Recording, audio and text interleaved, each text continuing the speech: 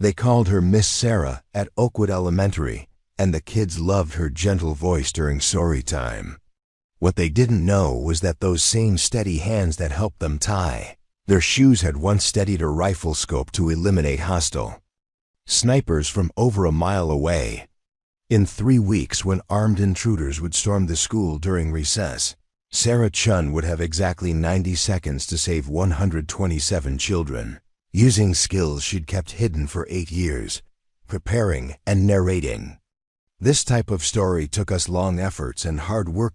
So if you are enjoying the story, please consider subscribing to our channel. Sarah Chen parked her faded Honda Civic in the teacher's lot at Oakwood Elementary, the morning mist still clinging to the California hills surrounding the small town of Cedar Valley. She grabbed her canvas bag filled with construction paper, glue sticks, and laminated alphabet cards, a far cry from the tactical gear she'd once carried. The bag's weight felt foreign compared to the 60-pound rucksacks that had been her constant companion for 12 years in the Army. Walking through the school's main entrance, Sarah nodded to Principal Martinez, who was greeting students with his usual enthusiasm.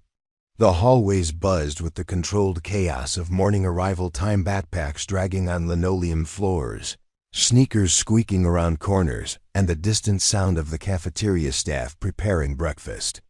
Sarah had grown to love these sounds over the past 8 months. They were peaceful, predictable, safe. Everything her previous life hadn't been.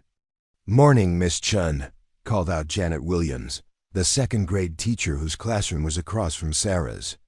Janet was in her 50s, a Cedar Valley native who'd been teaching for 27 years.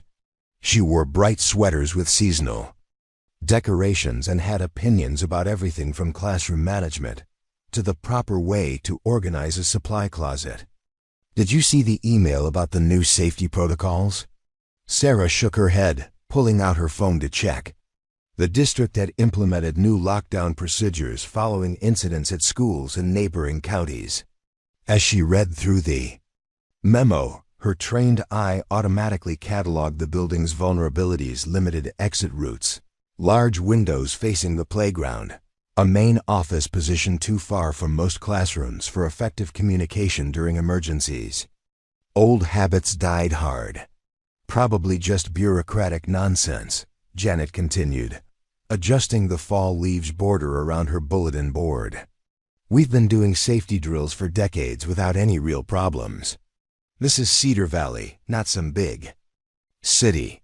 The worst thing that happens here is when Tommy Henderson brings his pet snake for show and tell without permission." Sarah smiled politely but said nothing. She'd learned that her perspective on security and threats didn't always align with civilian thinking. Her colleagues saw Cedar Valley as a safe haven, insulated from the violence that plagued urban areas. Sarah saw sightlines, defensive positions, and evacuation routes. She saw how quickly safety could become an illusion. Unlocking her classroom door, Sarah stepped into her kingdom of tiny chairs, colorful posters, and learning centers. 24 kindergartners would arrive in 30 minutes, each one a bundle of energy, curiosity, and infinite potential.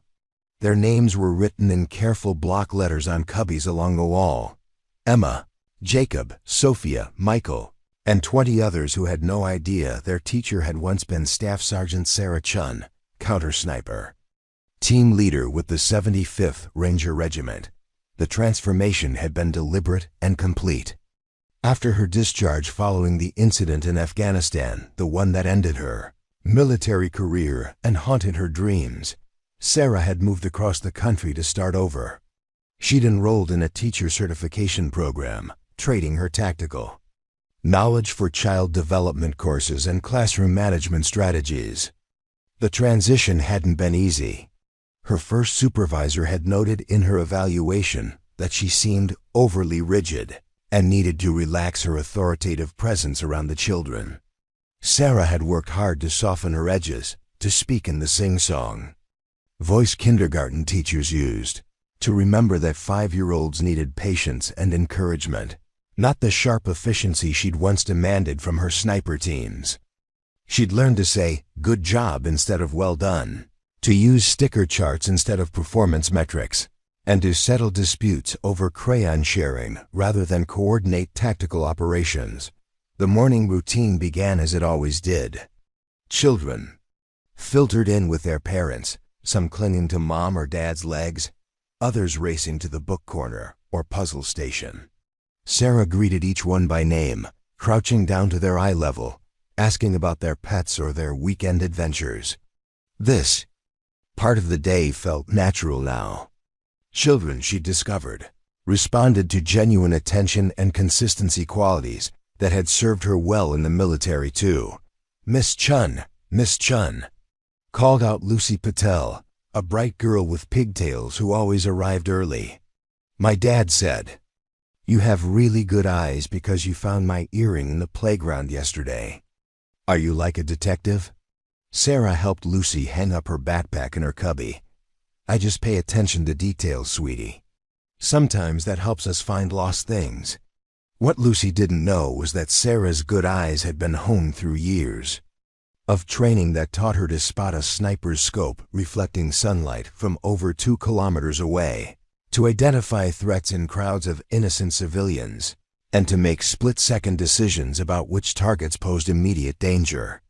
Finding a small silver earring in playground sand was child's play compared to tracking enemy movement through urban terrain. As the classroom filled up, Sarah moved through her morning checklist with military precision, disguised as cheerful efficiency. She counted heads automatically, 24 present, 0 absent, while simultaneously scanning the room for potential hazards, checking that all emergency procedures were accessible, and noting which children seemed tired or upset. Situational awareness had become so ingrained that she couldn't turn it off, even in a room full of 5-year-olds discussing whether dinosaurs could fly. "Tommy," Henderson raised his hand during circle time. "Miss Chen, my uncle says you're probably from the city because you don't talk like us.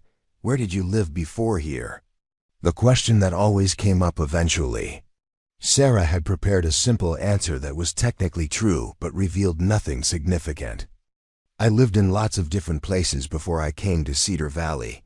I moved around quite a bit for my job." "What job?" asked Emma Rodriguez, a curious girl who asked follow-up questions about everything. "I worked for the government," Sarah replied, transitioning smoothly into the day's lesson about community helpers. "Speaking of jobs, today we're going to learn about all the different people who keep our community safe and help it run smoothly." As they discussed police officers, firefighters, and mail carriers, Sarah caught herself thinking about the other kind of community helpers, the ones who operated in shadows, who kept threats from ever reaching places like Cedar Valley, who made sacrifices that would never be publicly acknowledged. She'd been one of those helpers once, before everything went wrong in Kandahar. The memory tried to surface, as it often did during quiet moments.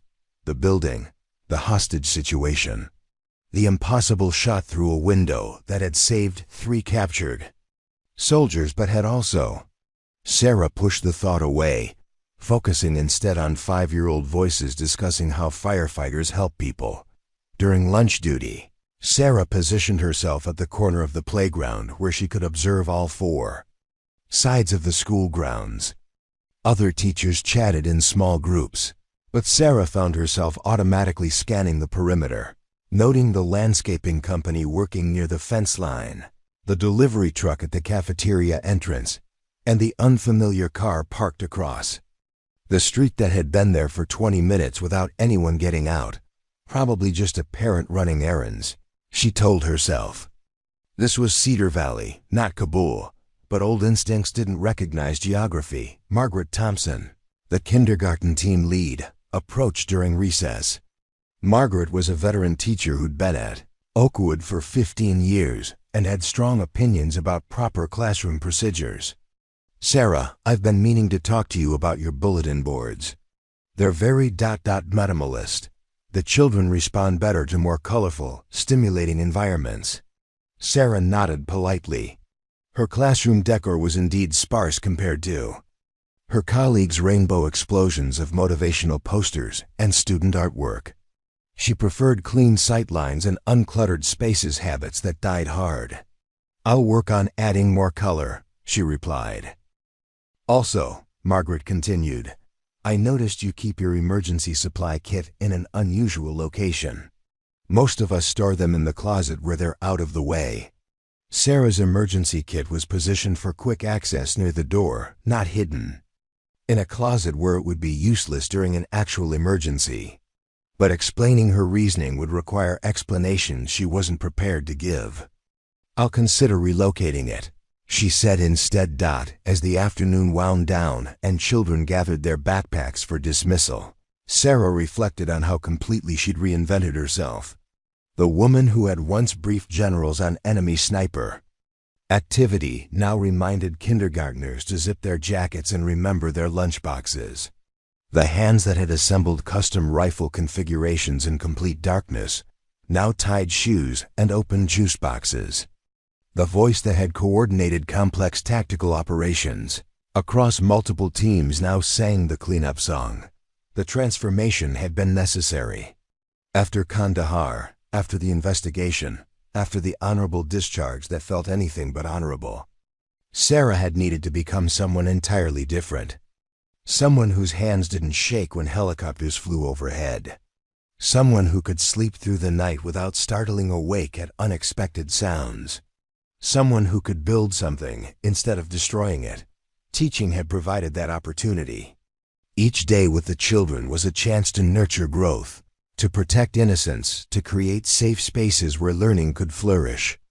It was meaningful work that filled a void she hadn't known existed during her military years. But as she locked her classroom door and walked to her car, Sarah couldn't shake the feeling that she was living half a life. Her colleagues saw her as quiet, competent Miss Chun, who was perhaps a bit too organized and overly cautious during fire drills.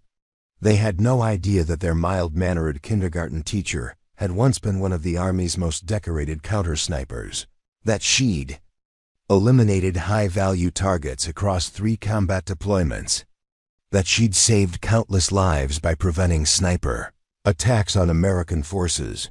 The skills that had defined her for 12 years were now completely hidden, irrelevant to her daily life of finger painting and phonics instruction. Sometimes she wondered if she'd made the right choice in burying that part of herself so completely.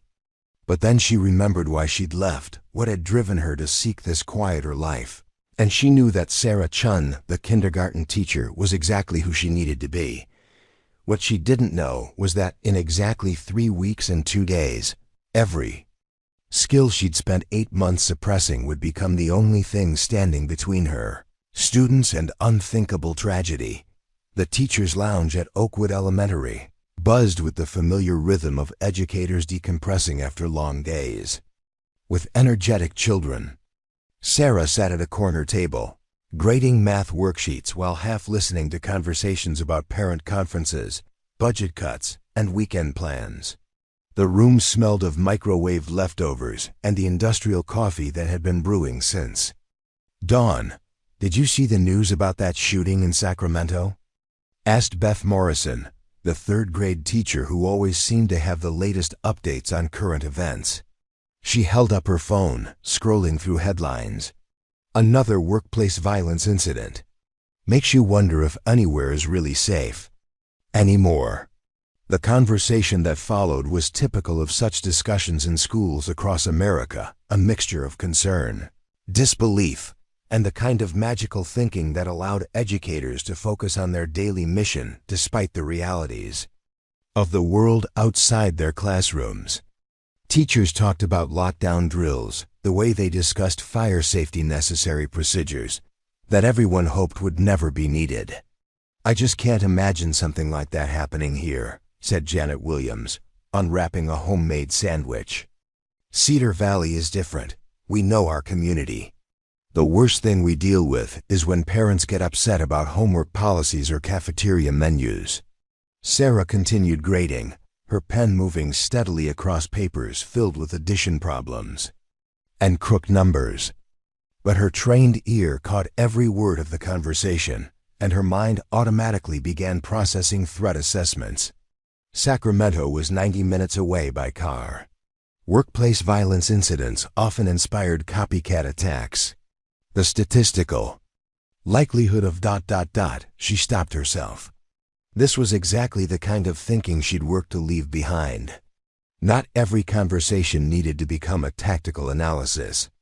Not every potential threat required contingency planning. She was Miss Chun now, not Staff Sergeant Chen. "What do you think, Sarah?" Margaret Thompson's voice cut through her thoughts. "You're always so quiet during these discussions. Do you think schools are really at risk?" Sarah looked up from the worksheets, aware that her colleagues were watching her with curious expressions. They'd learned over the past 8 months that their newest team member had thoughtful opinions when she chose to share them, but she rarely volunteered her perspective on controversial topics. "I think we should focus on what we can control," Sarah replied carefully. "Following safety protocols, knowing our students well enough to notice changes in behavior, creating environments where children feel safe to talk to us about problems they might be experiencing." It was a diplomatically vague answer that satisfied the group without revealing her more complex thoughts on the subject. What she didn't say was that she'd already mentally mapped every entrance to the school, identified potential defensive positions, and noted which classrooms had the best protection from external threats. She didn't mention that she'd timed her route from her classroom to the main office, calculated sight lines from the playground to surrounding buildings, and observed the school's security weaknesses with growing concern. "That's very wise," nodded Dr. Patricia Kelman, the school counselor who worked with students experiencing emotional or behavioral challenges. "Children pick up on adult anxiety much more than we realize. The best thing we can do is maintain calm, supportive environments while staying appropriately prepared." The conversation shifted to lighter topics, upcoming school events, holiday planning, and speculation about whether the district would approve new playground equipment. Sarah finished her grading and gathered her materials, preparing to return to her classroom for afternoon pickup duty. Walking through the hallways, she passed familiar displays of student artwork and motivational posters encouraging kindness and perseverance. The walls told the story of a school community focused on growth, creativity, and positive relationships. Nothing in the cheerful decoration suggested the need for threat assessment or tactical planning, but Sarah's eyes moved differently through these spaces than her colleagues. She noted that the main hallway had no cover positions between the office and the primary classrooms. The large windows that filled the building with natural light would also provide clear sight lines for anyone positioning themselves in the parking lot or adjacent buildings. The intercom system was outdated and unreliable. Emergency communication would be challenging if the main office was compromised. These observations came automatically, unbidden products of years of training that had taught her to evaluate environments through the lens of potential threats. She'd tried to suppress this mental habit during her first months at Oakwood, viewing it as an unwelcome reminder of her military past. But the patterns of thought were too deeply ingrained to eliminate. Completely in her classroom, children were beginning to return from music class, chattering excitedly about the songs they'd learned. Sarah helped them settle into afternoon activities, quiet reading time, educational computer games, and art projects that would keep them engaged during the final hour of the school day. "Miss Chun," called Emma Rodriguez from the reading corner, "this book has pictures of soldiers in it. Were there lady soldiers when you were little?" Sarah walked over to see Emma holding a picture book about American heroes. The page showed illustrations of military personnel from different eras, including women who had served in various capacities. "Yes, Emma, women have served in the military for a very long time in many different jobs. Did you ever know any lady soldiers?" asked Lucy Patel, who had overheard the conversation and was always eager to learn new things about her teacher. The question hung in the air for a moment. Sarah knelt down beside the girls, choosing her words carefully. I knew some very brave women who served our country. They were smart, strong, and dedicated to protecting others. Like police officers? Emma asked. Similar to police officers, but they worked in different places, sometimes far from home, Sarah replied.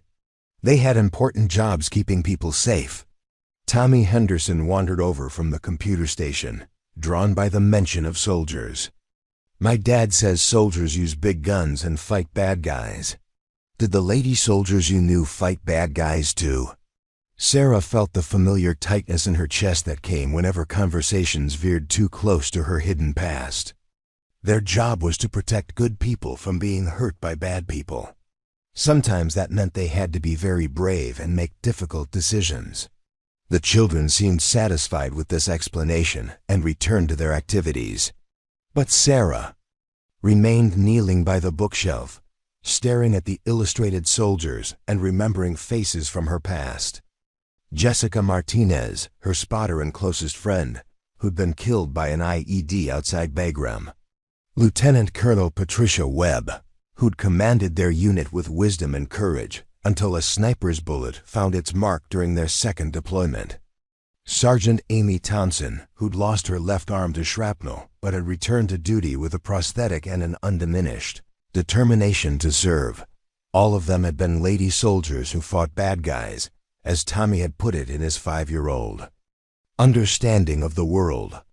All of them had been far braver than Sarah, who had ultimately walked away when the weight of command decisions became too heavy to bear.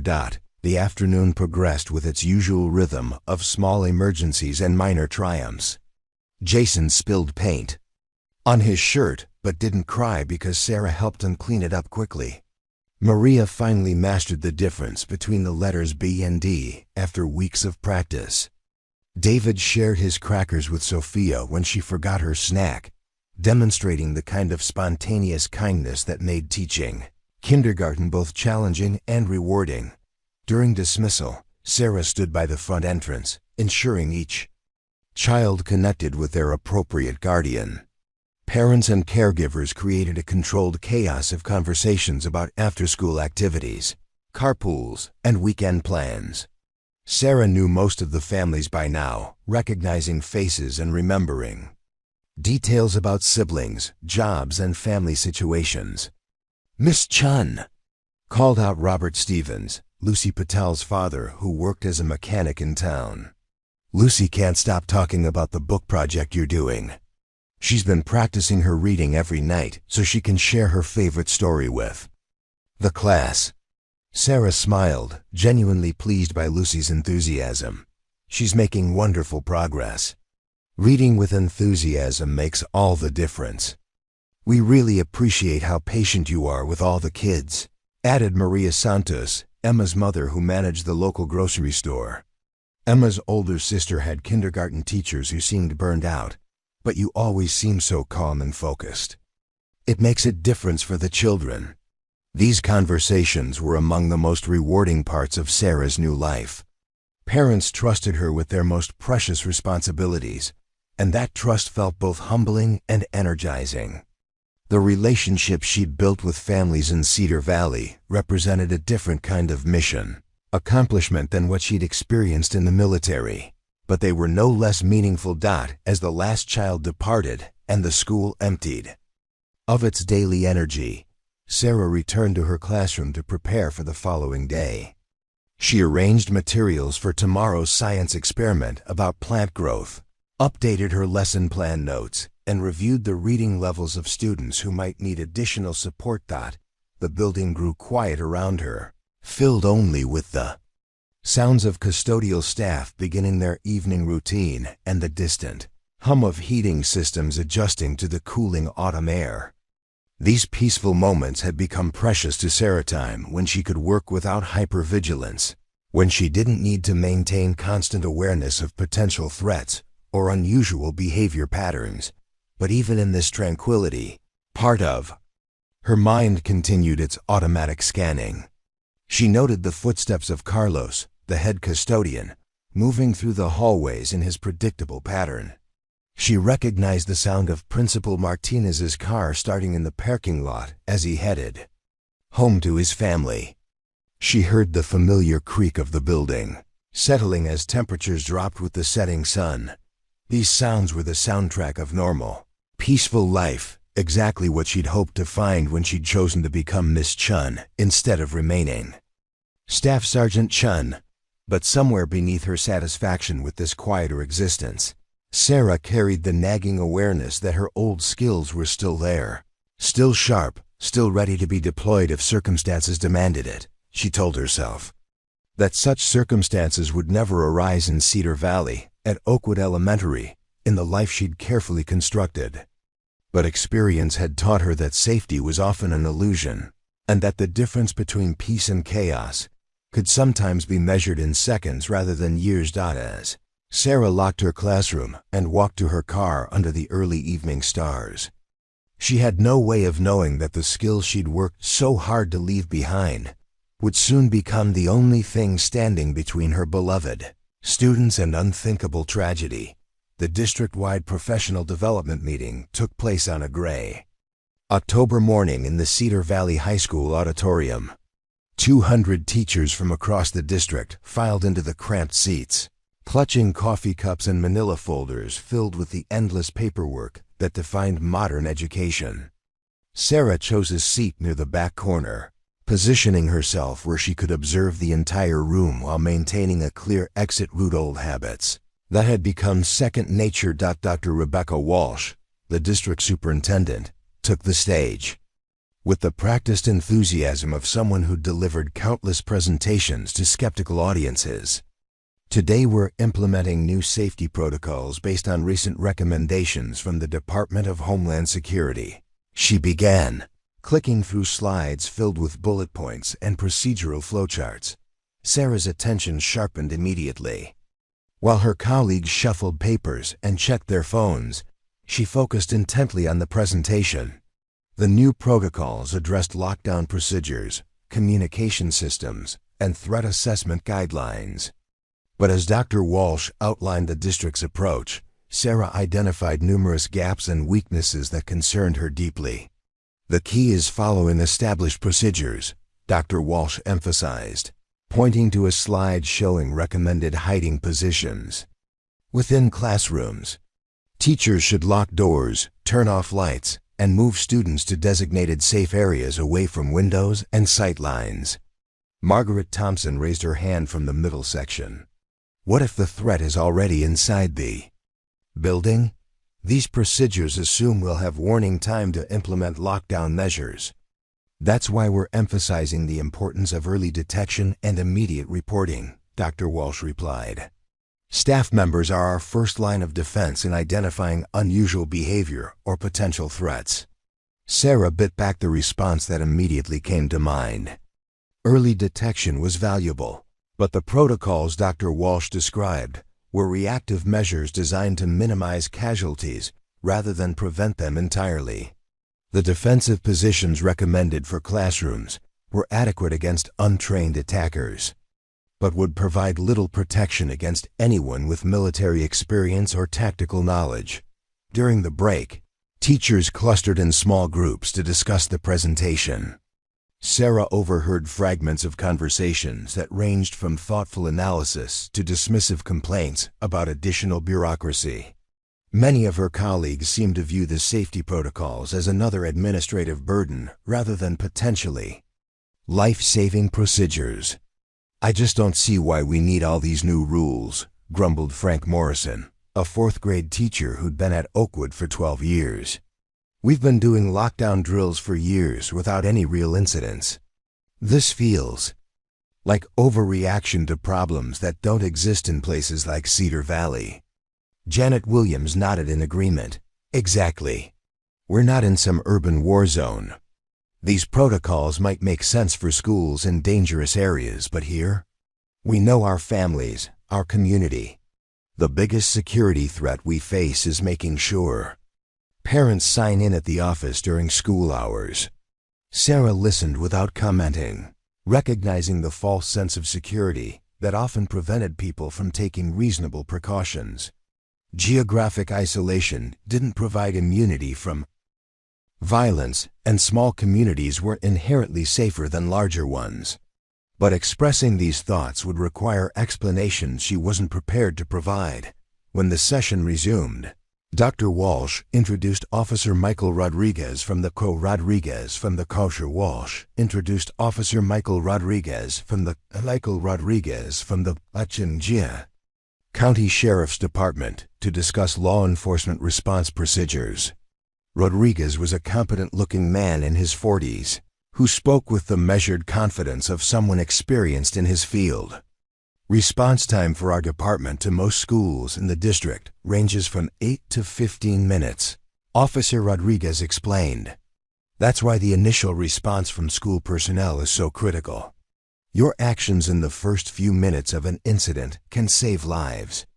Sarah found herself mentally calculating tactical considerations that the presentation didn't address.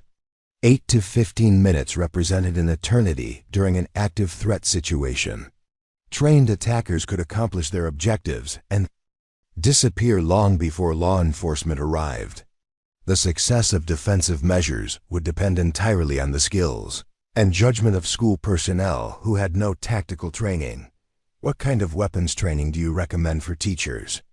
Asked David Chun, a middle school science teacher whose question drew murmurs from the audience. Officer Rodriguez shook his head firmly. We absolutely do not recommend weapons training for educators.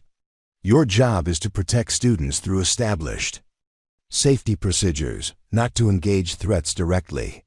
Leave tactical response to trained law enforcement professionals.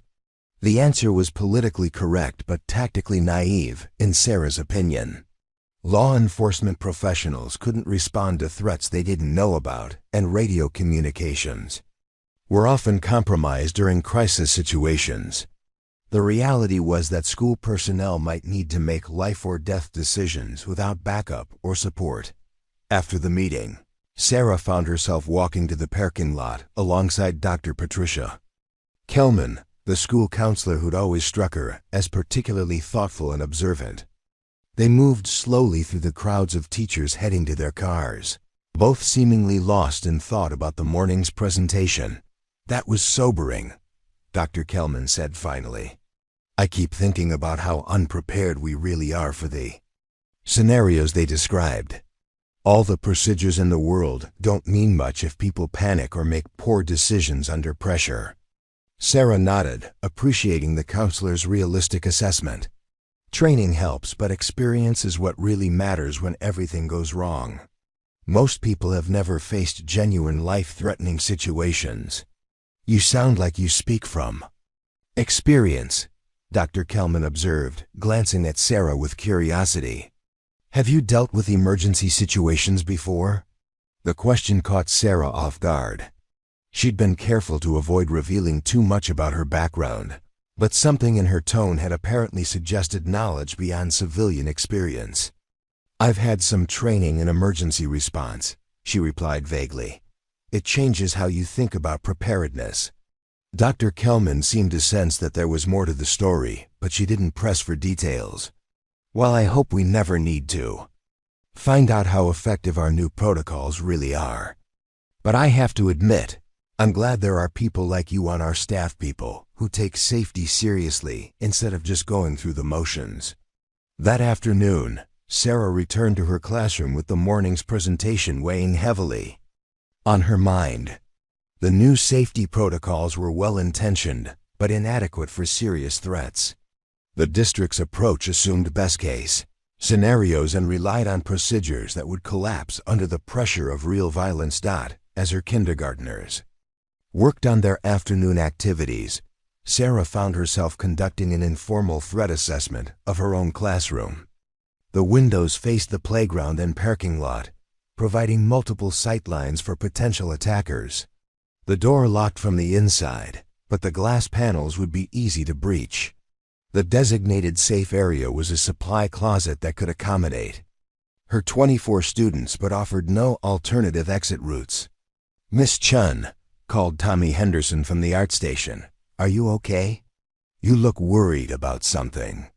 Sarah realized she'd been staring at the classroom windows with an expression that had apparently concerned her students. "I'm fine, Tommy. Just thinking about some grown-up things. How's your drawing coming along?" Tommy held up his artwork, a colorful scene depicting his family at a park, complete with swings, slides, and a picnic table loaded with what appeared to be an enormous cake. "It's my family having fun together. My mom says we're going to have a big party for my birthday next month." "That sounds wonderful," Sarah replied, forcing herself to focus on Tommy's innocent enthusiasm rather than tactical considerations. "Tell me about everyone in your picture." As Tommy described each family member in his drawing, Sarah reminded herself why she'd chosen this profession. These children represented hope, innocence, and the future that people like her former military colleagues worked to protect. Her job now was to nurture their growth and learning, not to prepare for combat, scenarios that would hopefully never materialize. But the morning's training session had awakened instincts that she'd worked hard to suppress. The protocols Dr. Walsh had presented were better than nothing, but they wouldn't be sufficient against determined attackers with tactical knowledge. Schools remained soft targets with predictable routines, limited security measures, and personnel who were trained to educate rather than defend. During recess duty, Sarah positioned herself at her usual observation point overlooking the playground. From this location, she could monitor all 4 approaches to the school grounds while keeping her students in sight.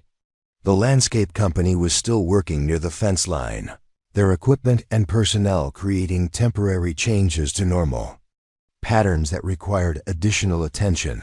Emma Rodriguez approached while Sarah was scanning the perimeter. "Miss Chen, why do you always look around so much during recess? Are you looking for something?" Sarah knelt down to Emma's eye level, choosing her words carefully. "I'm just making sure everyone is safe and having fun. Teachers like to keep an eye on everything that's happening." "My mom does that too," Emma said thoughtfully. "She always checks the doors and windows at night before we go to bed. She says it helps her sleep better knowing everything is secure." The simple observation struck Sarah as surprisingly mature for a 5-year-old. Emma's mother worked as a nurse at the county hospital and had probably developed her own awareness of potential dangers through her professional experience. Some people learn to be vigilant through training and experience, while others developed it naturally through life circumstances. That evening, Sarah sat in her small apartment reviewing the district's new safety protocols. She spread the materials across her kitchen table, analyzing them with the same methodical approach she'd once applied to mission planning documents. The gaps in coverage became more apparent with detailed examination. Communication systems were vulnerable to disruption. Evacuation routes could be easily compromised. The recommended defensive positions provided psychological comfort, but little actual protection. Most importantly, the protocols assumed that attackers would follow predictable patterns and could be deterred by basic security measures. Sarah opened her laptop and began drafting a detailed analysis of the district's safety plan. She identified specific vulnerabilities, proposed alternative procedures, and suggested improvements based on tactical considerations that the original planners had overlooked. The document grew to several pages as she worked through various scenarios and contingencies, but as she reviewed her analysis, Sarah realized she faced an impossible dilemma. The recommendations she'd developed were based on knowledge and experience that she couldn't reveal without exposing her military background.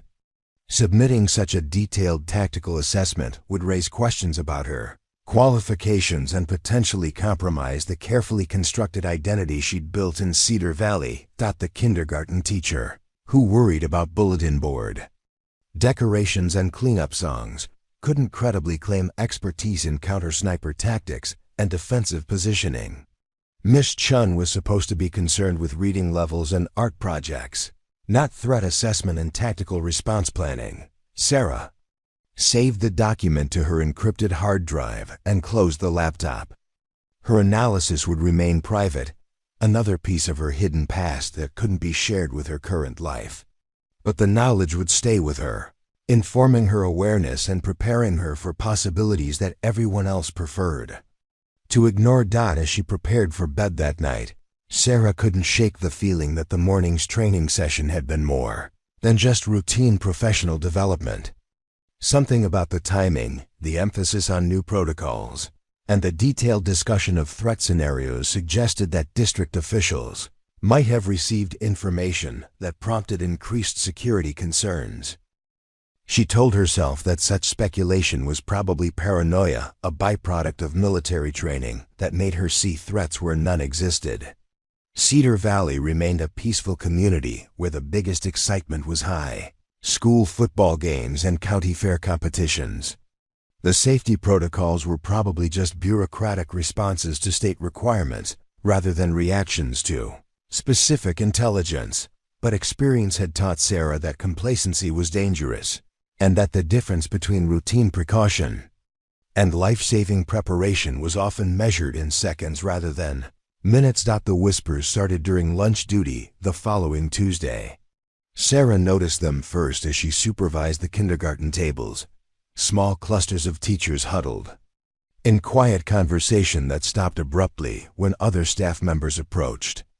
The cafeteria buzzed with an undercurrent of tension that seemed disconnected from the usual cheerful chaos of children eating chicken nuggets and trading fruit snacks.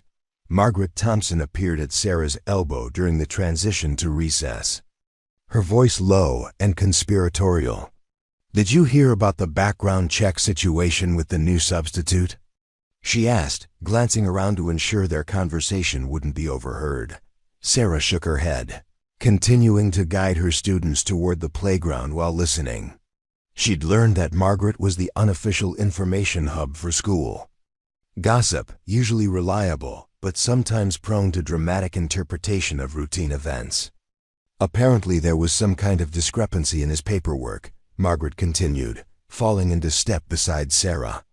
Janet heard from the office that they had to remove him from the approved substitute list. Something about inconsistencies in his employment history.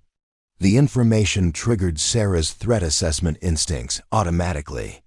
Background check irregularities could indicate identity fraud, concealed criminal history, or attempts to gain access to secure environments through deception. But she reminded herself that administrative errors were far more common than malicious infiltration attempts. "Did they say what kind of discrepancy?" Sarah asked, keeping her tone casually curious rather than professionally concerned. "That's the strange part," Margaret replied, lowering her voice further. "Janet said it wasn't a criminal background issue. Something about gaps in his work history that didn't match what he'd claimed on his application. Like he'd been employed somewhere that he never actually worked." Sarah processed this information while helping her students navigate the playground equipment.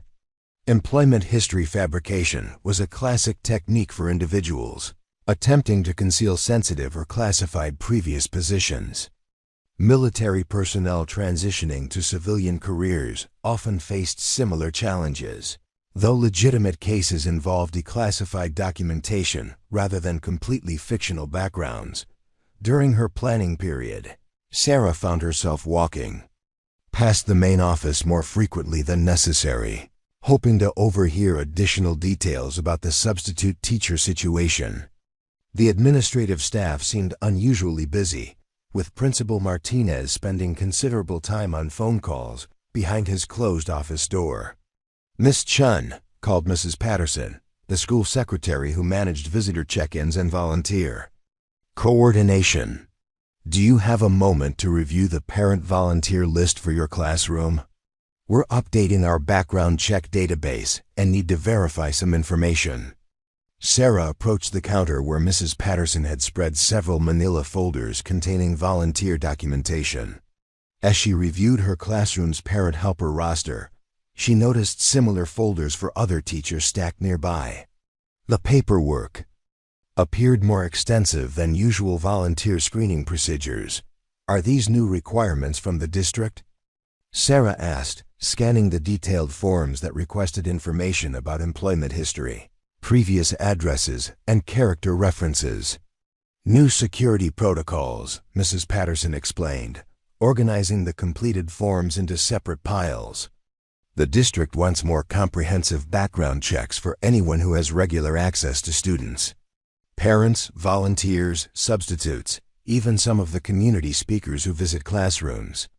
The enhanced screening measures suggested that district officials had received intelligence about potential security threats that they weren't sharing with general staff.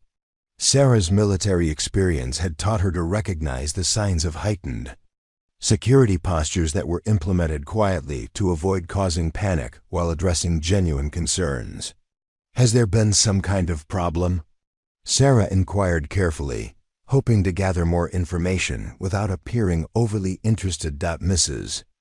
Patterson glanced around the office before responding. "Nothing specific that I know of, but Mr. Martinez has been getting calls from the county sheriff's office and the state education department. I think they're just being extra cautious after what happened in other districts." That afternoon during the teachers' meeting that followed student dismissal, Principal Martinez addressed the staff with unusual formality.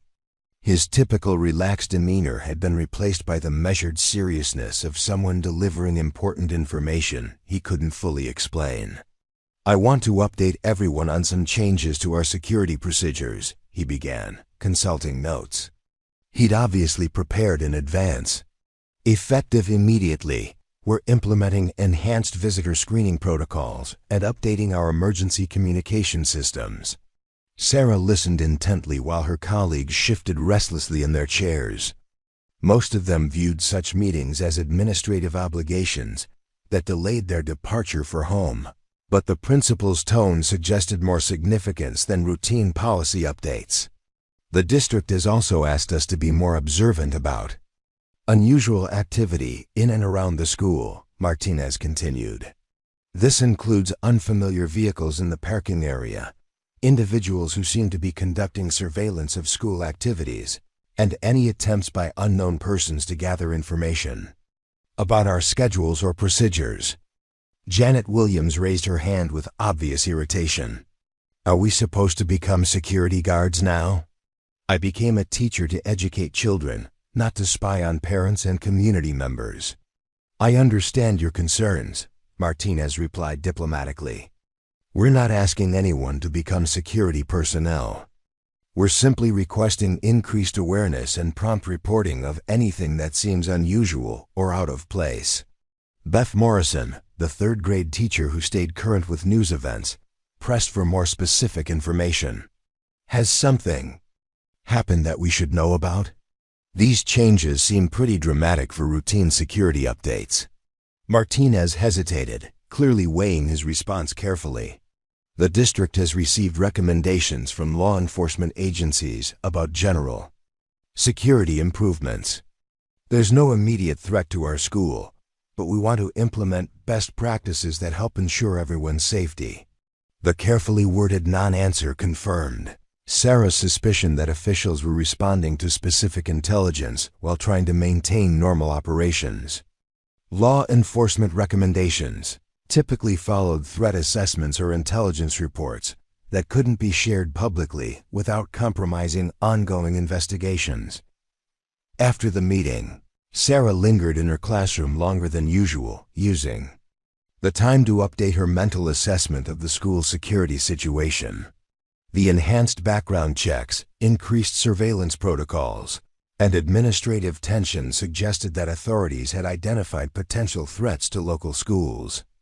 The substitute teacher incident might have been an attempted infiltration that had been detected and prevented. Her phone buzzed with a text message from an unknown number. "Package delivery scheduled for your address tomorrow afternoon. Please ensure someone is available to receive." Sarah stared at the message, knowing she hadn't ordered anything that required special delivery arrangements. The phrasing seemed odd for a legitimate delivery service.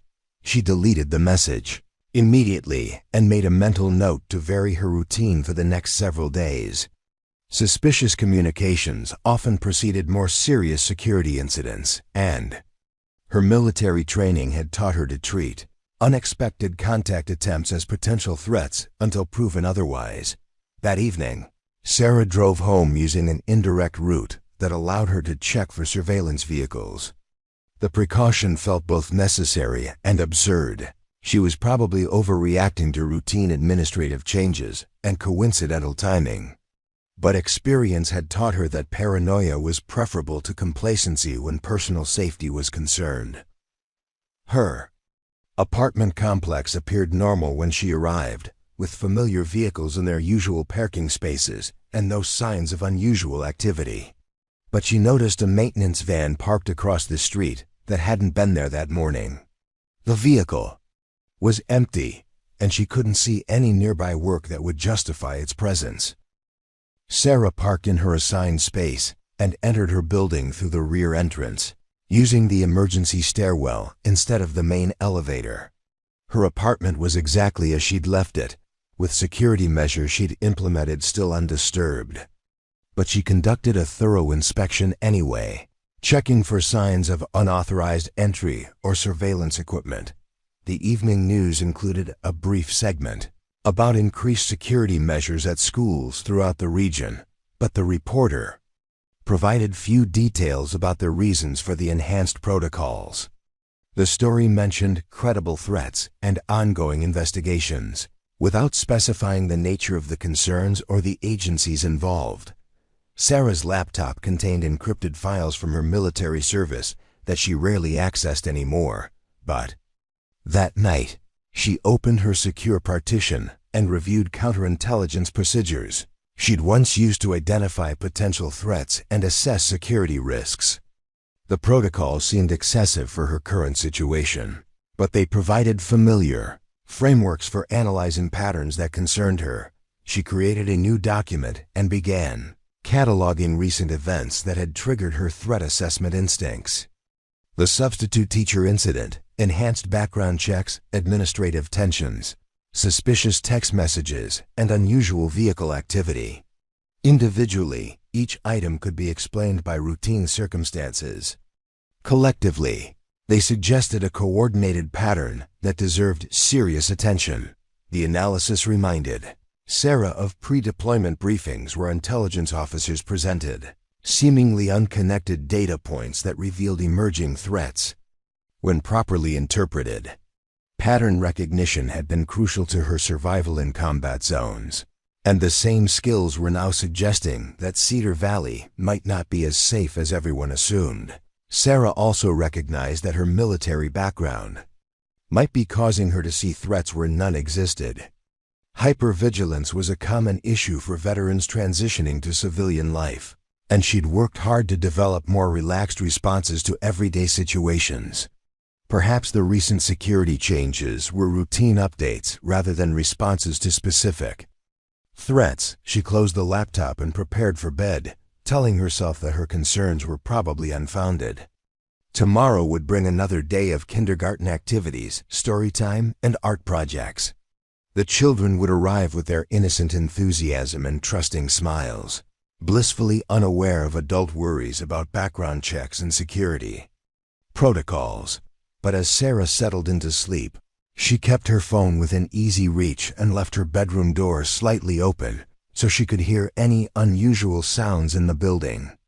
Old habits died hard, and some instincts were worth preserving even in peaceful Cedar Valley.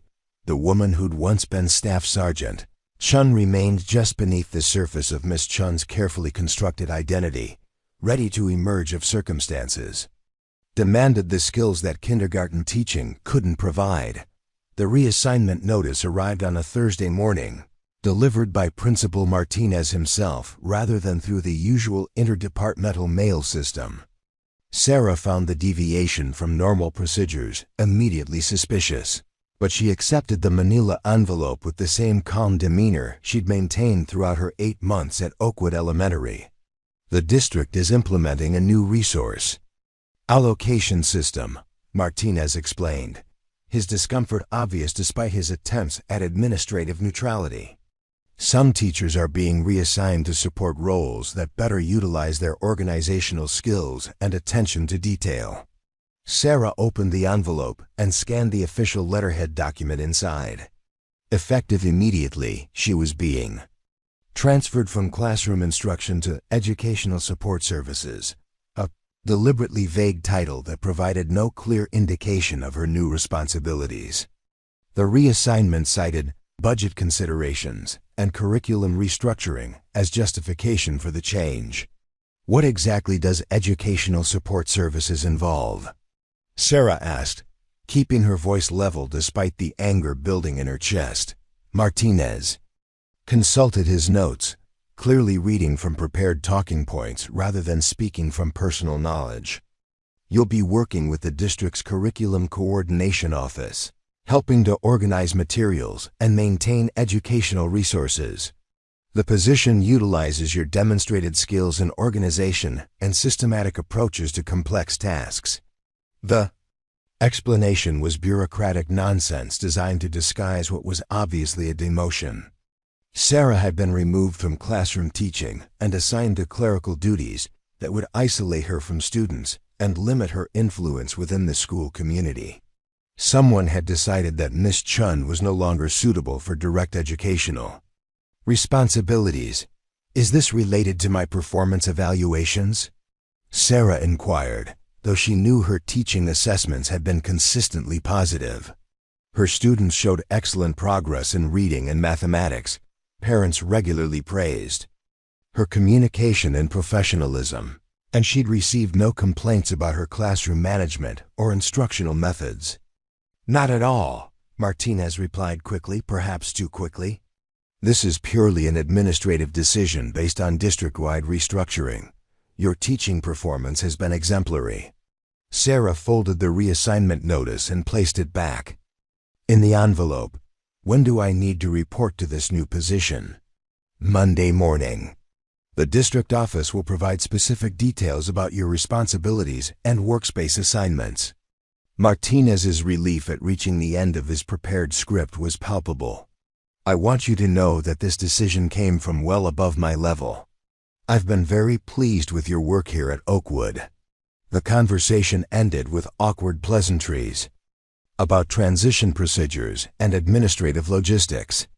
But Sarah understood the subtext clearly. Someone with authority over personnel decisions had determined that she posed some kind of risk that required neutralization through reassignment rather than termination. During her lunch break, Sarah drove to the district office to gather more information about her new role. The building was a converted office complex that housed administrative functions for Cedar Valley school system, filled with cubicles, filing cabinets, and the institutional atmosphere of bureaucratic efficiency. Mrs. Helen Rodriguez, the human resources coordinator, greeted Sarah with professional courtesy that seemed slightly strained. Miss Chen, we're pleased to have you joining our curriculum support team. Your background in organization and attention to detail will be valuable assets in this role. The description that followed confirmed Sarah's suspicions about the reassignments. True purpose. She would be responsible for cataloging educational materials, maintaining resource inventories, and supporting administrative functions that required minimal interaction with students or parents. The position was essentially clerical. Work disguised with educational terminology. Will I have any classroom contact in this role? Sarah asked, already knowing the answer but wanting confirmation. Not directly, Mrs. Rodriguez replied.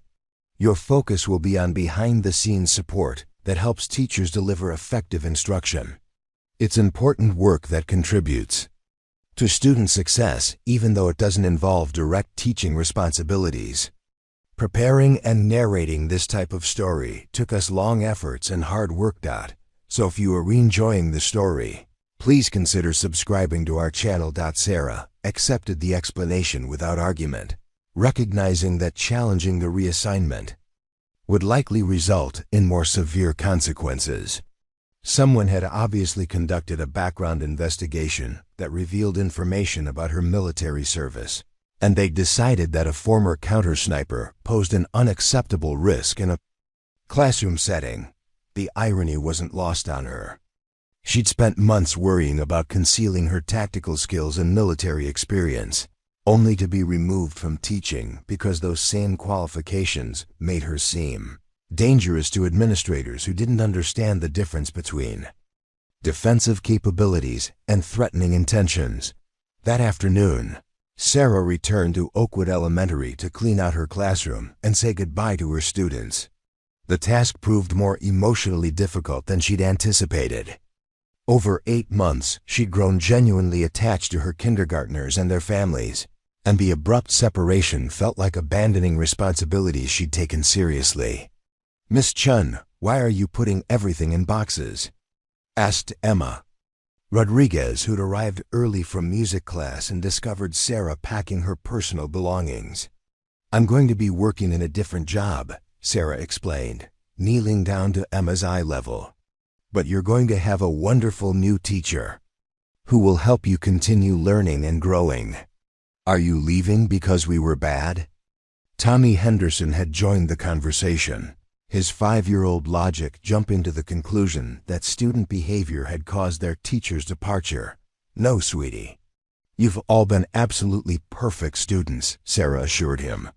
"Sometimes grown-ups have to change jobs for reasons that don't have anything to do with the children they work with." More students filtered into the classroom as Sarah continued packing, each one asking questions about her departure and expressing disappointment about the change. Their innocent reactions highlighted the arbitrary nature of her reassignment and the collateral damage caused by administrative decisions made without considering the impact on children. Lucy Patel approached carrying a hand-drawn card she'd obviously created during art class. The front featured a crayon drawing of Sarah standing in front of their classroom, surrounded by stick figure children with enormous smiles. Inside, Lucy had written, "Thank you, Miss Chun, for teaching me to read," in careful kindergarten handwriting. "I made this for you so you won't forget us," Lucy said, presenting the card with the solemnity of someone offering a precious gift. Sarah accepted the card, feeling her carefully maintained composure begin to crack. "I could never forget any of you. You've all taught me so much about kindness, curiosity, and what really matters in life." As the afternoon progressed, more parents arrived for pickup and learned about Sarah's sudden departure. Their reactions ranged from confusion to outrage, with several demanding explanations from Principal Martinez about why their children's beloved teacher was being reassigned without notice. "This is ridiculous," declared Maria Santos, Emma's mother. "Miss Chun has been the best kindergarten teacher my daughter has ever had. Emma's reading level has improved dramatically, and she actually looks forward to coming to school every day."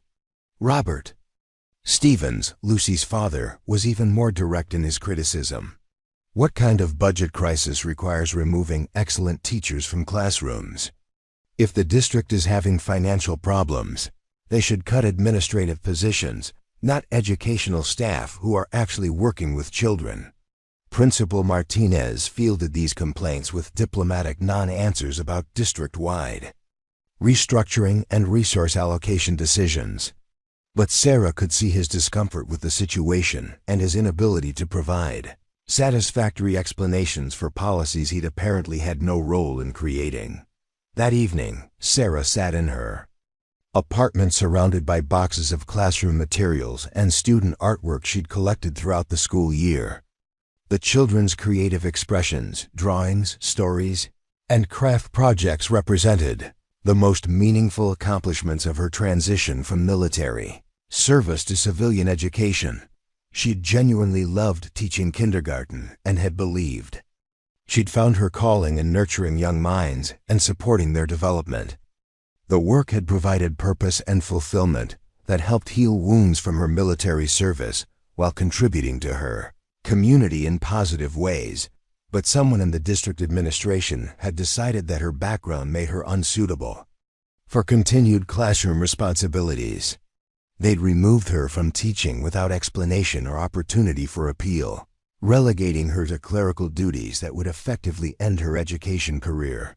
The reassignment also raised troubling questions about how much the district knew about her military service and what information had prompted their decision.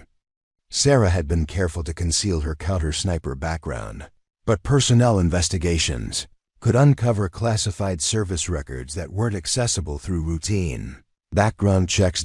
If district officials had learned about her tactical training and combat experience, they might have also discovered details about the incident in Afghanistan that had ended her military career.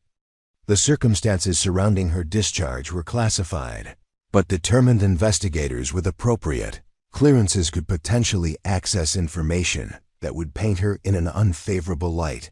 Sarah opened her laptop and began researching employment rights and appeals procedures for district personnel decisions. The bureaucratic language was dense and complicated, but she needed to understand her options for challenging the reassignment or seeking alternative educational positions. Her phone rang as she reviewed legal documents about wrongful termination and discriminatory employment practices. The caller ID showed Margaret Thompson's name, and Sarah answered with curiosity about her colleague's reason for calling.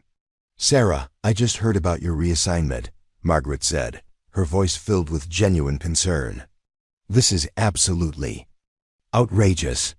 You're one of the most competent teachers we have, and the children adore you. What possible justification could they have for this decision?" "I honestly don't know," Sarah replied, which was technically true, even though she suspected the reasons involved her concealed background. "The district claims it's part of budget restructuring, but the explanation doesn't make much sense." "Well, I think it's discrimination," Margaret declared firmly. "You're young, competent, and probably make less money than teachers with more seniority.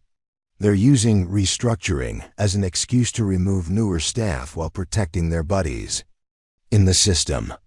Margaret's interpretation was logical but incorrect. The reassignment had nothing to do with age, seniority, or salary considerations. Someone had identified Sarah as a potential security risk and had removed her from direct contact with students while avoiding the complications of outright termination. "I appreciate your support," Sarah said. "It means a lot to know that my colleagues value the work I've been doing." "More than value it, we're going to fight this," Margaret replied with determination.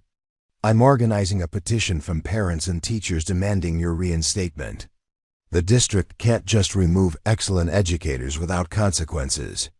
Sarah felt touched by Margaret's loyalty, but also concerned about the attention such efforts might attract. If district officials were already suspicious about her background, organized protests on her behalf could prompt more intensive investigations that might reveal information she preferred to keep private.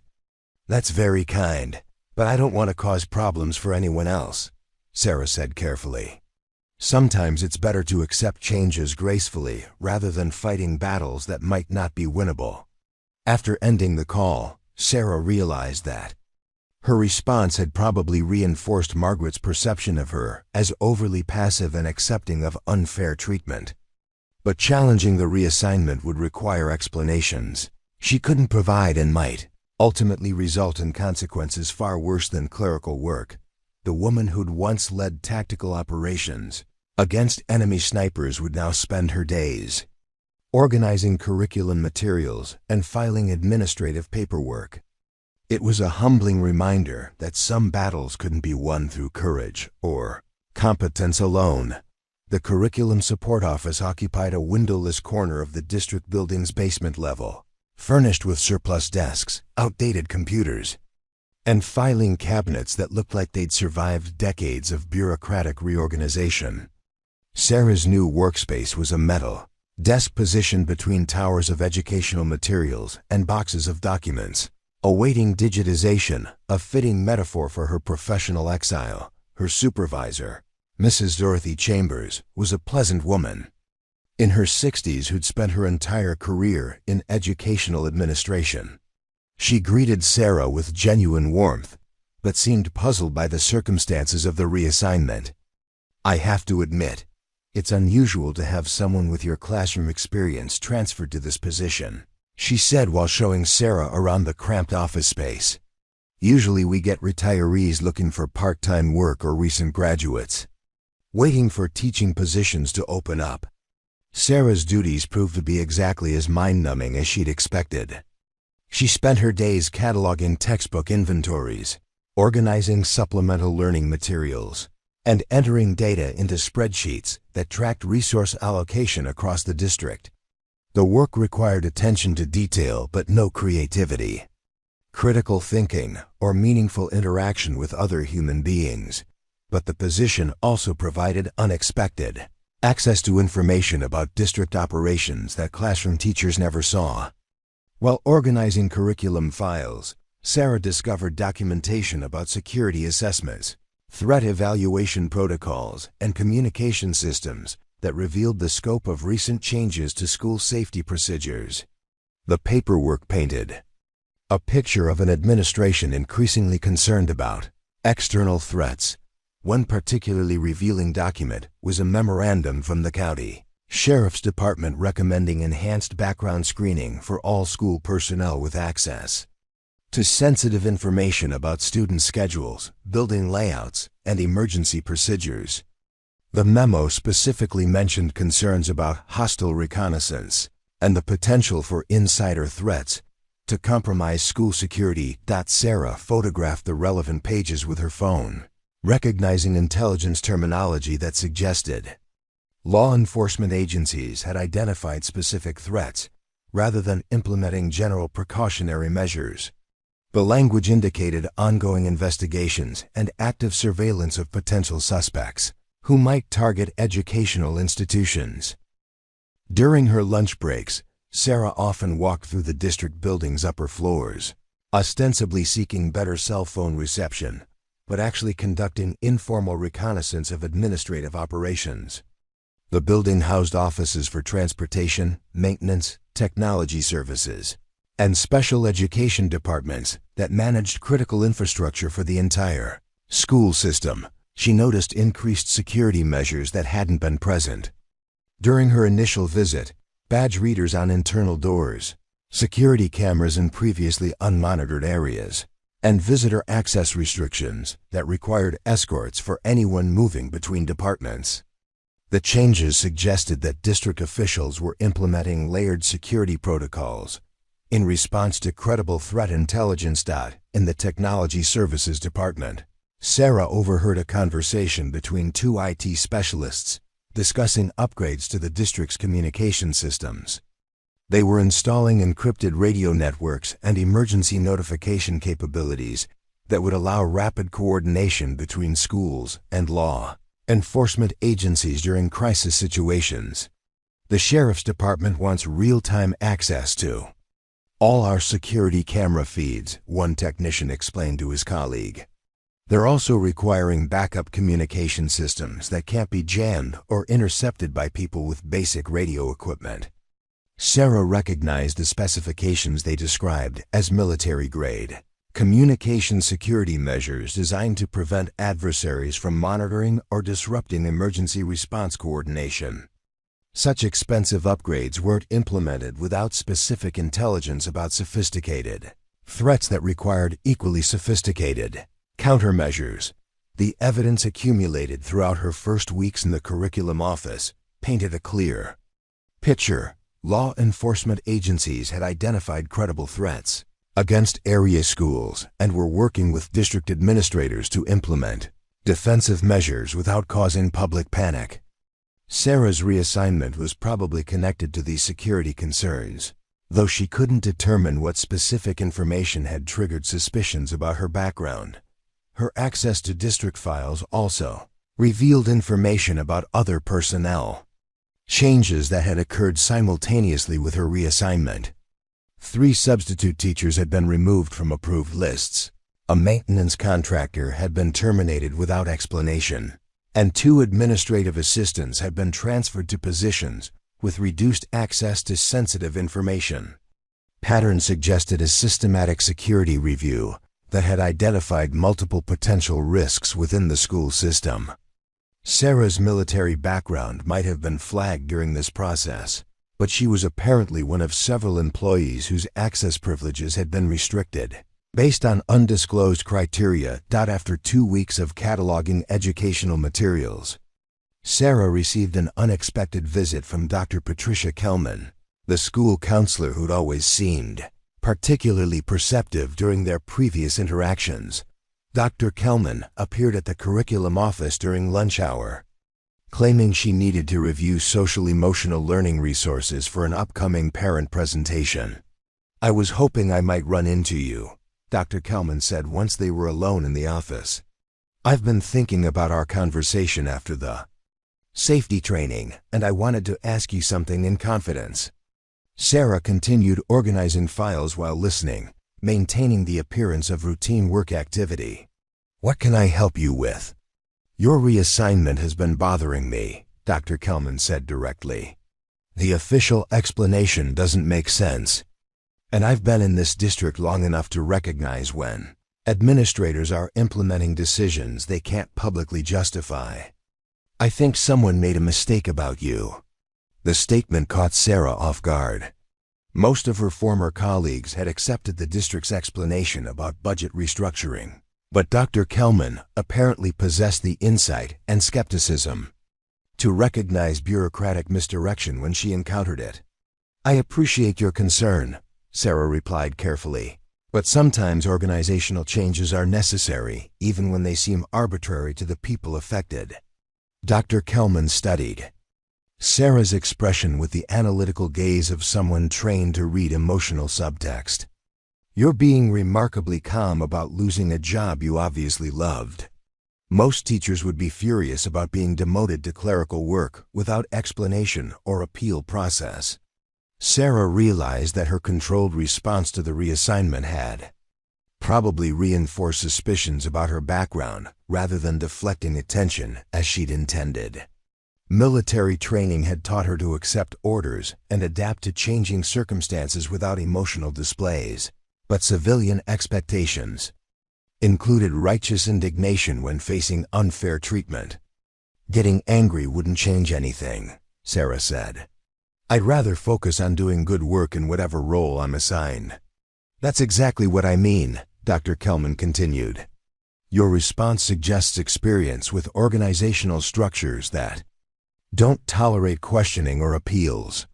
Most teachers haven't developed that kind of disciplined acceptance of arbitrary authority." The observation was uncomfortably accurate. Sarah's reaction to the reassignment had indeed reflected military conditioning, rather than civilian expectations about employment rights and professional advocacy. Her calm acceptance of bureaucratic decisions was revealing character traits that contradicted her constructed identity as a career educator. "I've always believed in making the best of difficult situations," Sarah replied, hoping to redirect the conversation away from personality analysis. Dr. Kelman nodded thoughtfully. "I'm sure you have. But I also think you might have valuable perspectives on school safety that the district is overlooking because of whatever concerns prompted your reassignment. The security training we attended was inadequate for the threats schools actually face, and I suspect you know that better than most." The comment suggested that Dr. Kelman had drawn connections between Sarah's background and her apparent expertise in security matters. The counselor was clearly fishing for information, but her motivation seemed genuine rather than administrative. "Surveillance. I think most educators want to focus on teaching rather than security planning," Sarah said diplomatically. "It's natural to hope that safety concerns won't interfere with educational missions." "But hope isn't a strategy," Dr. Kelman replied. "And ignoring realistic threats doesn't make them disappear. I've been working with children for 15 years, and I know the difference between reasonable precautions and wishful thinking." The conversation was interrupted by Mrs. Chambers returning from her lunch break, effectively ending the opportunity for further discussion. But Dr. Kelman's visit had accomplished its apparent purpose, establishing that someone within the school system recognized the inadequacy of current security measures and suspected that Sarah possessed relevant expertise. That afternoon, Sarah reflected on the implications of Dr. Kelman's observations. The counselor's questions suggested that district security concerns were more serious than officials were publicly acknowledging, and that some staff members were recognizing gaps between official preparations and actual threats. Sarah's reassignment might have been intended to isolate her from sensitive information and limit her influence within the school system. But her new position was actually providing access to different types of intelligence about district operations and security planning that could prove valuable if circumstances required her involvement. The irony wasn't lost on her that efforts to neutralize a potential security risk had inadvertently positioned her to better understand the actual security situation facing Cedar Valley schools. Sometimes bureaucratic solutions created the problems they were designed to prevent. As she organized curriculum materials and entered data into administrative spreadsheets, Sarah continued building her assessment of local threat conditions and security preparations. The information might never prove useful, but intelligence gathering had become an unconscious habit that she couldn't easily suppress.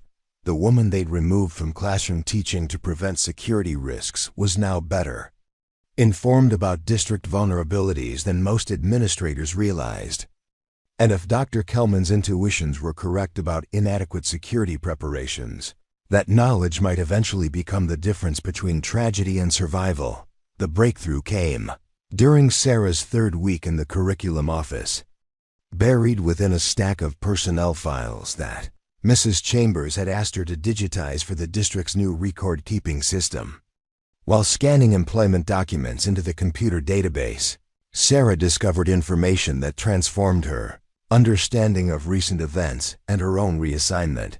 The file belonged to Marcus Webb, the substitute teacher whose background check discrepancies had triggered the initial security concerns at Oakwood Elementary. But the documentation revealed details that hadn't been shared during the staff meetings and administrative briefings. Webb's employment application contained fabricated references, falsified military service records, and residential addresses that corresponded to properties that had never been occupied. More disturbing was a supplemental report from the county sheriff's department indicating that Webb had been conducting surveillance of multiple schools throughout the region. Law enforcement had documented his presence at sporting events, parent conferences, and community activities where he'd photographed building layouts, security procedures, and staff schedules with sophisticated equipment. Sarah's hands trembled slightly as she read the investigative summary that outlined Webb's methodical intelligence gathering operation. He'd applied for substitute teaching positions at 7 different school districts, using slightly different versions of his fabricated background to avoid detection through cross-referencing. His activities suggested coordination with a larger organization rather than individual criminal intent. The most chilling detail was a note indicating that Webb had specifically requested assignment to schools with kindergarten and first-grade classes, claiming special expertise in early childhood education. His targeting of the youngest and most vulnerable students revealed tactical thinking that prioritized maximum psychological impact over operational simplicity. But the file also contained information that explained Sarah's sudden reassignment. Webb's surveillance activities had included detailed observation of school personnel, with particular attention to staff members whose behavior patterns suggested security awareness or tactical training.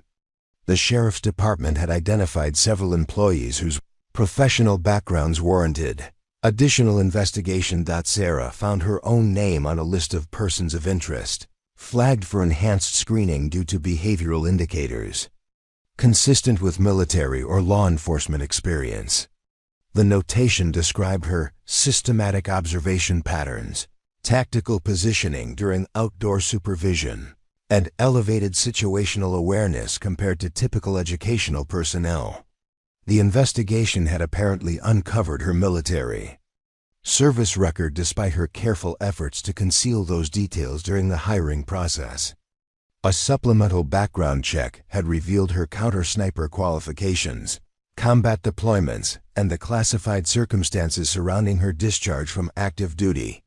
District administrators had been briefed about her military background and advised to limit her access to sensitive information while avoiding termination that might prompt legal challenges or unwanted publicity.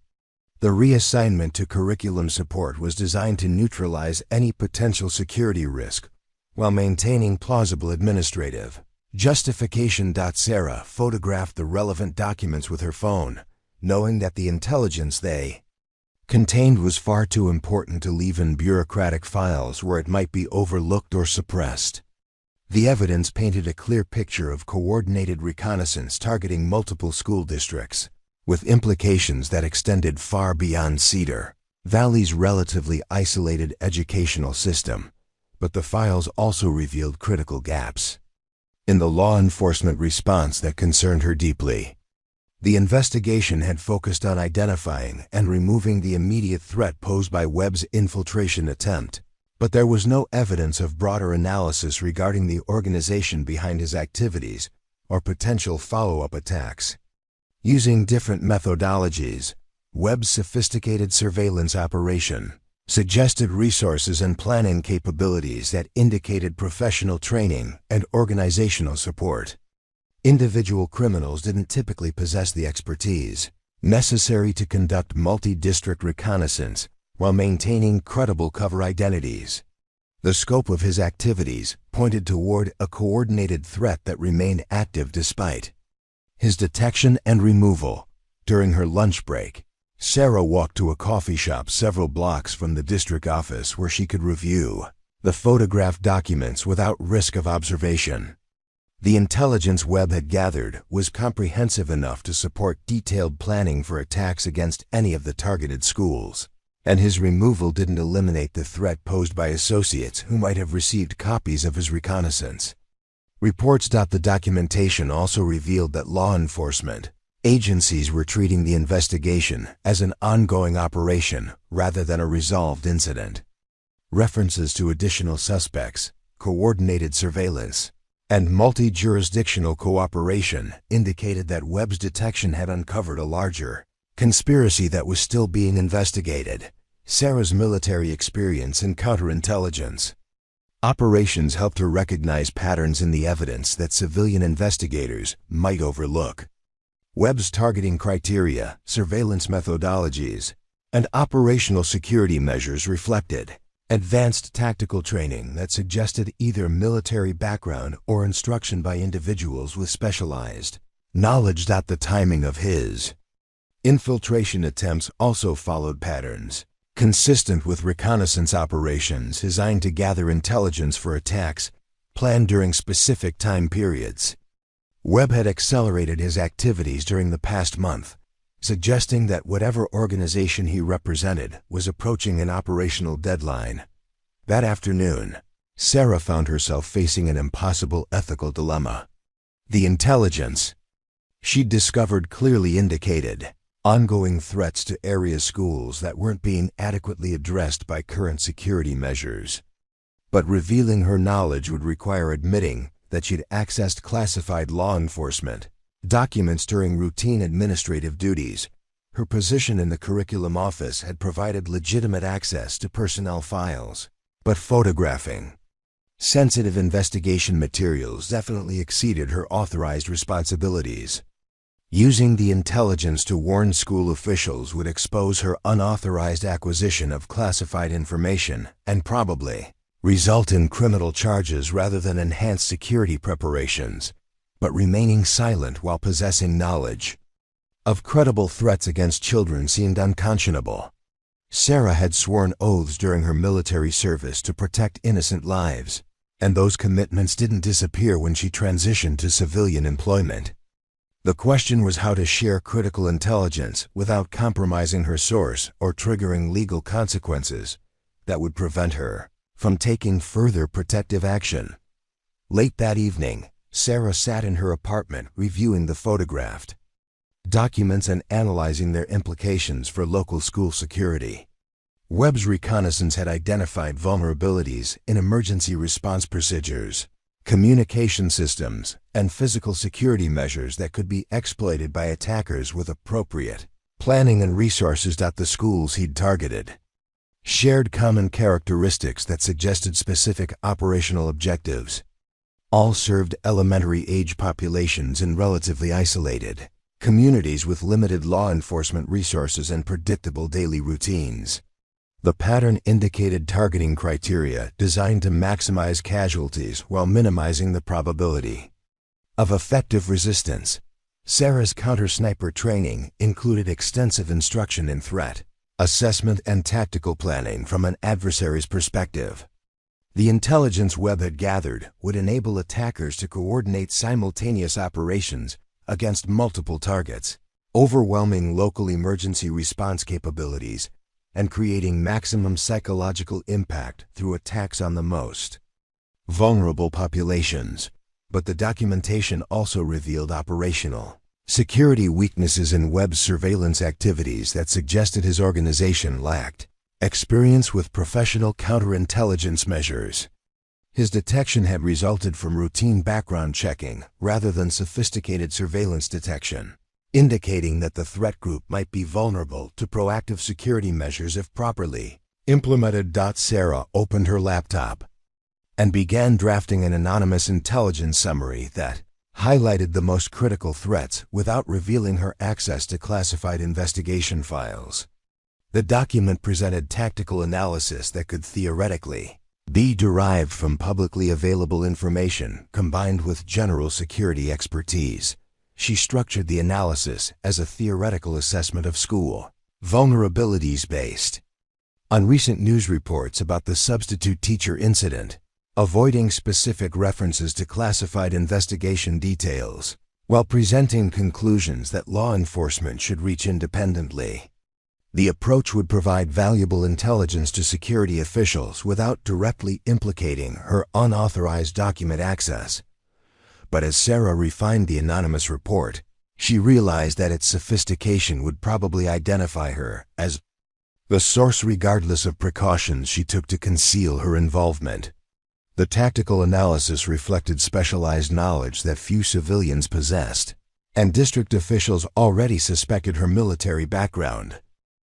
Submitting the intelligence summary would effectively end her civilian anonymity while potentially triggering investigations that could compromise ongoing law enforcement operations. But withholding information that might prevent attacks against children was morally indefensible, regardless of personal consequences. Sarah saved the document to an encrypted drive and prepared multiple copies for distribution through channels that might protect both the intelligence and her identity. The decision to act would require careful timing and strategic thinking, but the children of Cedar Valley deserved protection that only she seemed capable of providing.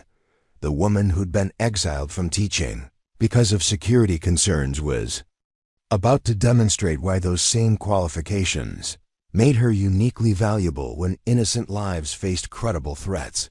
The opportunity to act came sooner than Sarah had anticipated, delivered through an encrypted email that arrived on her personal laptop at 3 in the morning.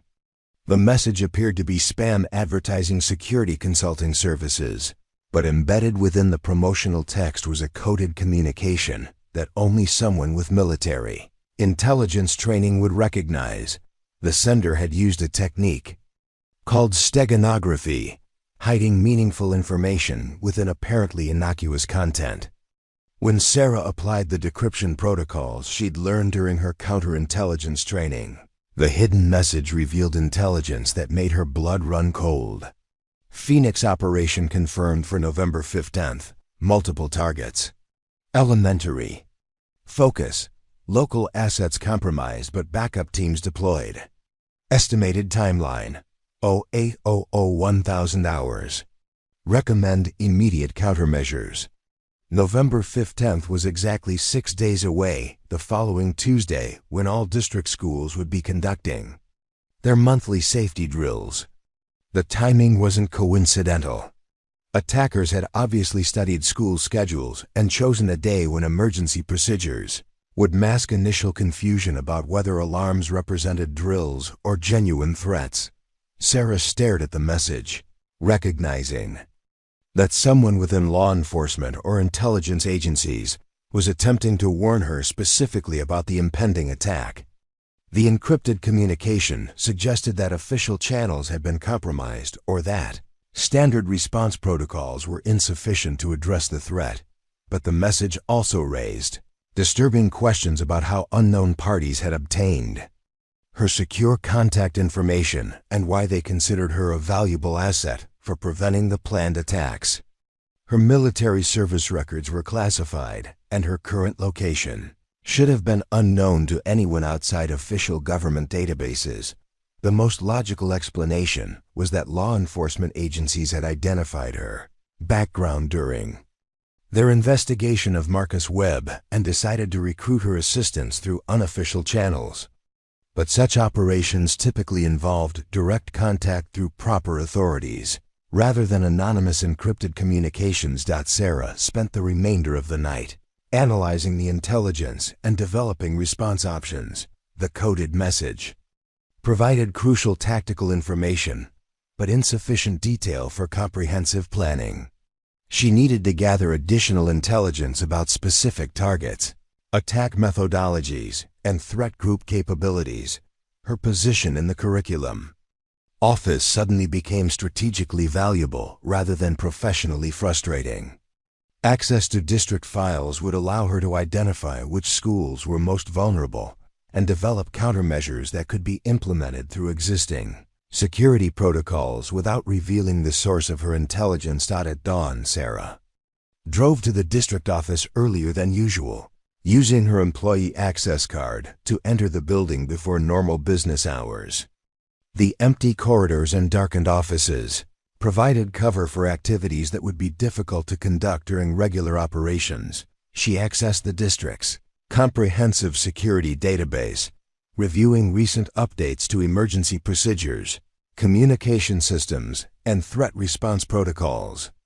The information revealed that officials had implemented significant improvements following Webb's detection, but the measures were designed to address infiltration attempts rather than coordinated external attacks. The schools identified in Webb's surveillance reports shared vulnerabilities that made them attractive targets for the type of operation suggested by the encrypted warning. Large windows facing parking areas provided clear sightlines for external shooters. Limited access routes would funnel evacuating children into predictable locations. Inadequate communication systems would delay coordination between schools and responding agencies. Sarah cross-referenced the security assessments with district schedules for November 15th, discovering that the monthly safety drill was planned to begin at 8:15 a.m. across all elementary schools. The timing aligned perfectly with the threat intelligence she'd received, confirming that attackers had infiltrated district communications enough to coordinate their operation with routine procedures.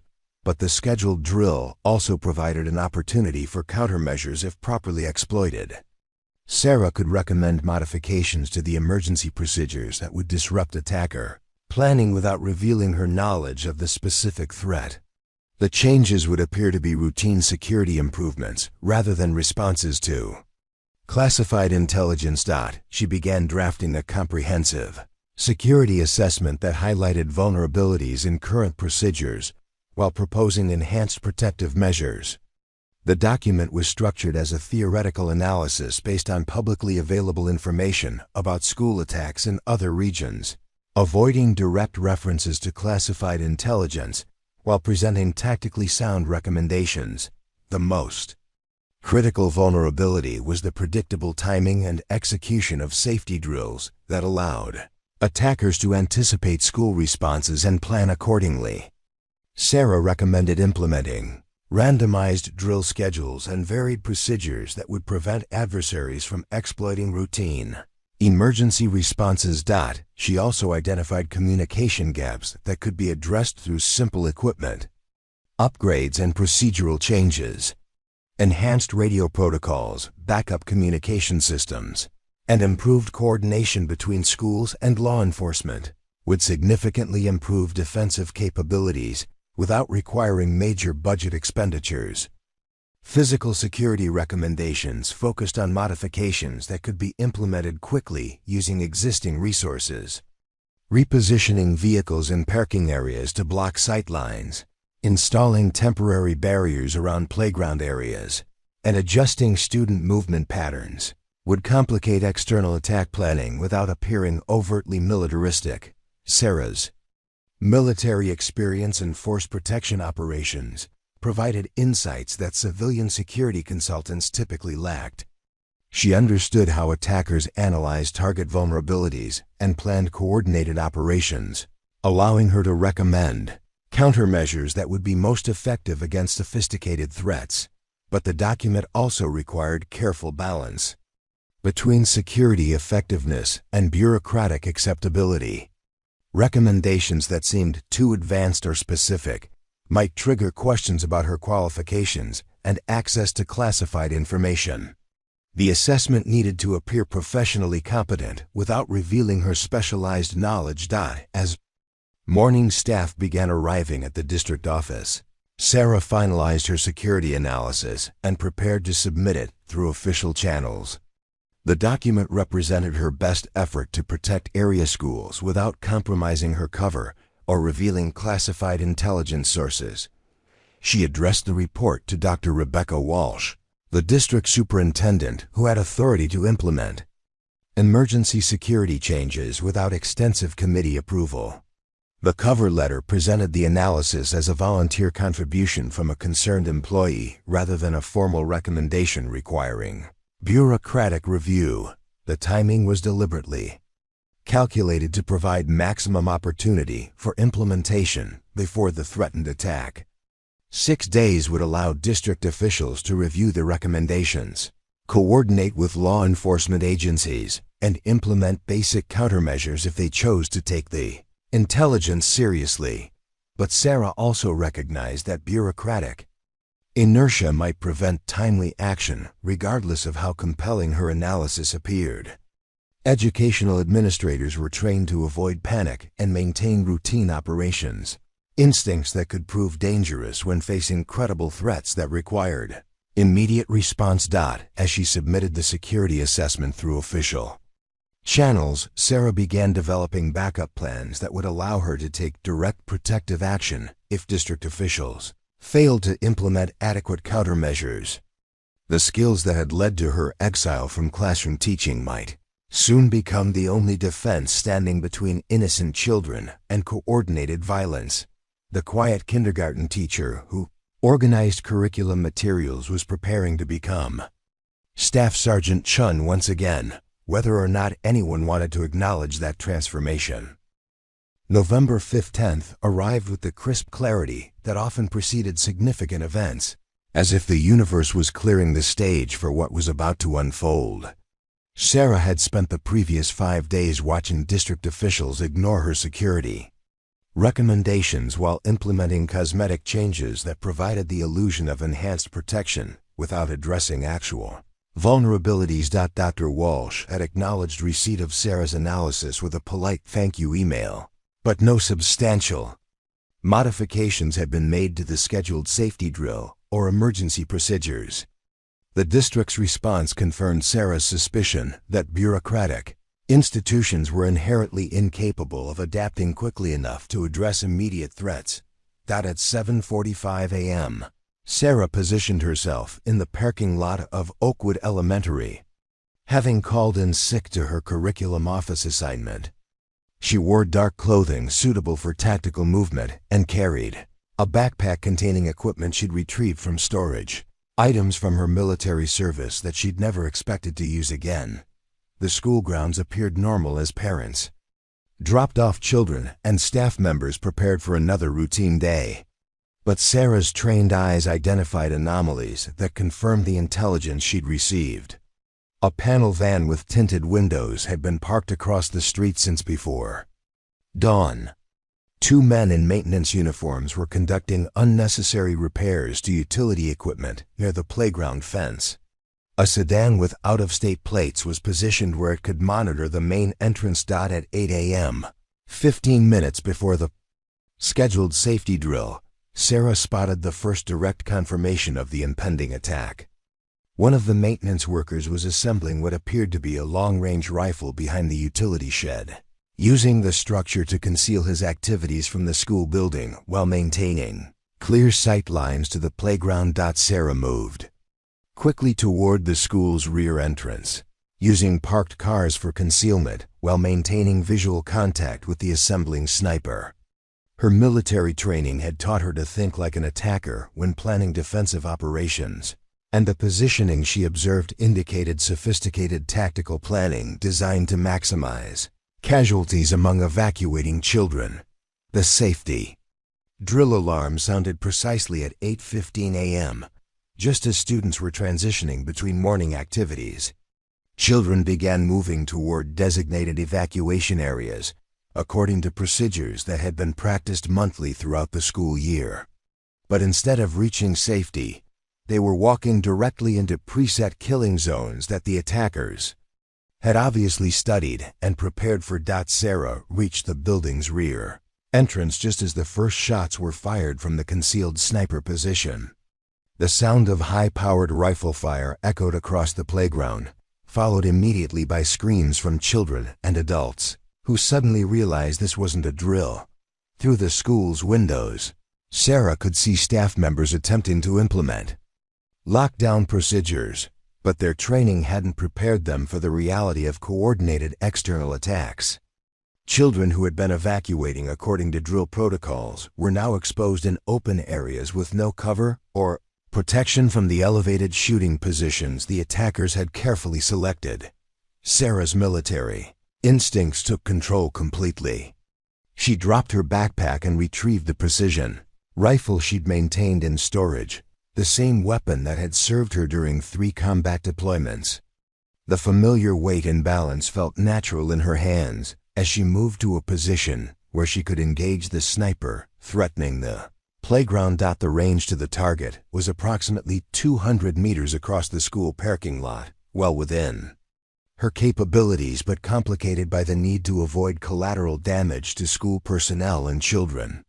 Sarah had one opportunity to neutralize the threat before the attacker could adjust his position or coordinate with backup teams. She settled into a stable firing position behind a concrete barrier, controlling her breathing while acquiring the target through her scope. The sniper was focused on the playground evacuation area, unaware that he was being observed by someone with superior training and equipment. Sarah's first shot struck the attacker center mass, immediately neutralizing the threat and sending his rifle clattering across the pavement. The precision of her engagement from such distance would have impressed her former military instructors, but there was no time for satisfaction.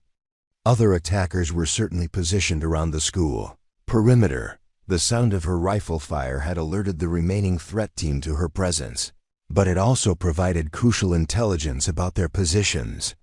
Muzzle flashes from 2 additional locations revealed snipers positioned to cover the main entrance and side evacuation routes. The coordination confirmed that this was a professional operation designed to trap children and staff in a crossfire killing zone. Sarah moved quickly to her next firing position, using the chaos of the ongoing attack to mask her movements while identifying priority targets. Her military training had prepared her for exactly this type of scenario: close-range urban combat, where precision fire was required to neutralize threats without endangering innocent civilians. The second attacker was positioned near the main parking area, attempting to engage school personnel who were trying to coordinate emergency response. Sarah's shot from 150 meters removed that threat before he could acquire targets among the evacuating staff members. But the third sniper had identified her position and was attempting to engage her directly. High-velocity rounds began impacting near her cover position, demonstrating that she was facing someone with comparable marksmanship skills and equipment. This would require tactical movement and superior positioning rather than simple target engagement.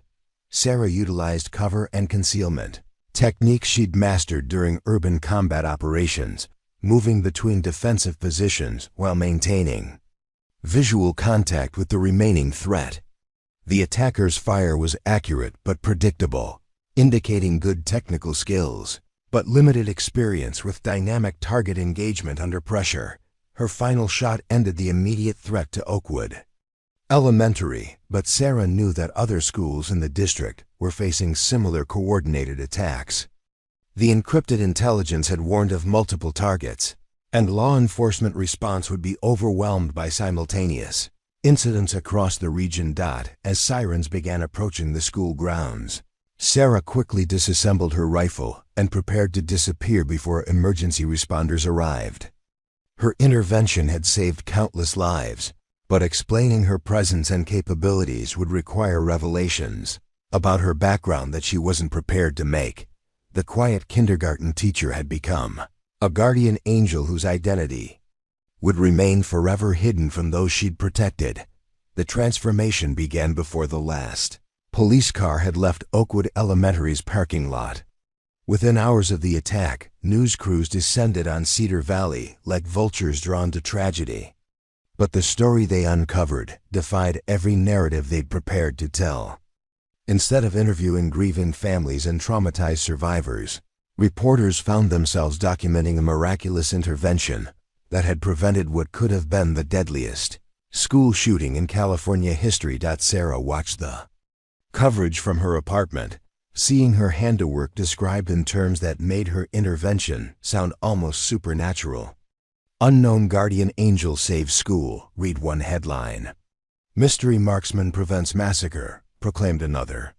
The media had latched onto the dramatic elements of the story while missing the tactical precision that had made the rescue possible. Sheriffs. Investigators found 3 deceased attackers positioned around the school perimeter, each eliminated by single, precisely placed shots that demonstrated professional marksmanship skills far beyond civilian capabilities. Ballistic analysis revealed that all 3 had been neutralized by the same weapon, a military-grade precision rifle, fired by someone with extraordinary training and experience. But the mysterious defender had vanished without a trace, leaving behind only spent brass casings and the grateful tears of parents whose children had come home safely. The investigation that followed would become one of the most intensive manhunts in the county's history, but it would never identify the person who had saved 127 innocent lives in the space of 8 minutes. Dr. Rebecca Walsh held a press conference that afternoon, flanked by law enforcement officials who struggled to explain how a coordinated terrorist attack had been prevented by an unknown individual who had somehow anticipated the threat and positioned themselves to respond. The questions from reporters grew increasingly skeptical as officials offered vague explanations about ongoing investigations and classified intelligence operations. "Are you telling us that law enforcement agencies knew about this attack in advance?" demanded Jessica Martinez from Channel 7 News. "If so, why weren't schools warned? Why weren't additional security measures implemented?" Sheriff Rodriguez shifted uncomfortably at the podium. "I can't comment on specific intelligence gathering operations, but I can confirm that we had received reports about suspicious activity that led to enhanced security protocols." Enhanced protocols that apparently consisted of allowing 3 armed terrorists to position themselves around an elementary school during a safety drill. Martinez pressed. "The only thing that prevented a massacre was the intervention of someone who clearly isn't part of official law enforcement. Who was this person? And why did they know more about the threat than the people responsible for protecting our children?" The questions that followed exposed the complete failure of official channels to address the intelligence Sarah had provided or implement meaningful security improvements. Her detailed analysis had been filed away and ignored while district officials focused on maintaining routine operations that nearly resulted in catastrophic losses. But the press conference also revealed something that sent chills down Sarah's spine. Sheriff Rodriguez mentioned that investigators had recovered evidence suggesting the attackers were part of a larger organization with potential connections to domestic terrorist groups. The November 5th 10th attack had been intended as the opening phase of a broader campaign targeting schools across multiple states. We believe this was a test operation designed to evaluate our response capabilities and identify weaknesses in school security protocols, Rodriguez explained. The failure of this attack will likely prompt the organization to modify their tactics and target selection for future operations. Sarah realized with growing horror that her intervention, while saving lives at Oakwood Elementary, had potentially escalated the threat level for other communities. The terrorist organization would now know that their reconnaissance had been compromised and that someone with advanced tactical capabilities was operating in opposition to their plans. That evening, Sarah received another encrypted message that confirmed her worst fears. The communication was brief and chilling. Phoenix compromised. Hydra protocols activated. Recommend immediate relocation. Your cover is blown. The message suggested that her identity had been discovered by hostile forces who now considered her a primary target for elimination. Her decision to break cover and intervene at Oakwood Elementary had saved innocent lives, but had also exposed her to dangers that she'd spent 8 months carefully avoiding. Within 48 hours, the implications of her exposure became clear. A black SUV appeared across from her apartment building, occupied by individuals who maintained surveillance around the clock. Her phone received calls from numbers that disconnected when she answered. Her mail included packages she hadn't ordered, delivered by couriers who seemed more interested in observing her building than completing deliveries.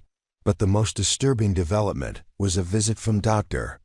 Patricia Kelman, who appeared at Sarah's door on Thursday evening with an expression that mixed concern with determination. The school counselor had obviously connected the mysterious marksman to the former kindergarten teacher whose military background she'd suspected for months.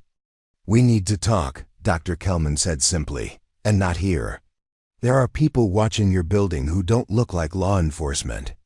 They met at a coffee shop in the next town, where Dr. Kelman revealed that she'd been conducting her own investigation into the security threats facing local schools. Her background included a graduate degree in criminal psychology and previous work with the FBI's Behavioral Analysis Unit before transitioning to education. "I know who you are," Dr. Kelman said without preamble. "Or at least I know what you used to be. The question is whether you're willing to use those skills again, because this isn't over." The attack on Oakwood was just the beginning. She spread photographs across the table showing surveillance activities at schools throughout Northern California. The images documented systematic reconnaissance that suggested preparation for multiple coordinated attacks, designed to overwhelm emergency response capabilities across the entire region. "Law enforcement agencies are overwhelmed and under-resourced," Dr. Kelman continued. "The bureaucratic response to credible threats moves too slowly to prevent attacks that are planned and executed by people with professional training. But you stopped them once. You can stop them again."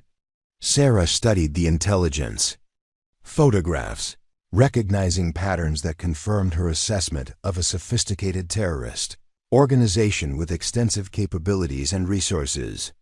The scope of their planning suggested coordination with international groups that provided funding, training, and operational support for domestic attacks.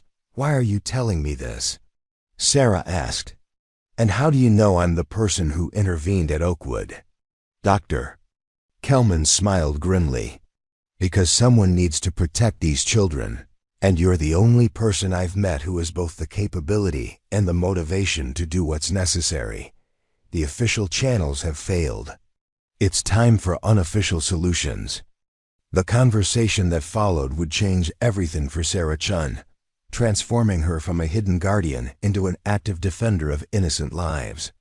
The quiet kindergarten teacher was about to become something far more dangerous, a protector who operated outside official channels, but inside the hearts of communities that needed her skills. The woman who had once been Staff Sergeant Chen was about to discover that her most important mission had just begun. 6 months later, Sarah Chen stood before a classroom full of eager faces once again, But this time her students wore tactical gear instead of crayon-stained clothes. The converted warehouse outside Sacramento had become the training center for Project Guardian Angel, a covert network of military veterans who'd answered Dr. Kelman's call to protect schools across the nation.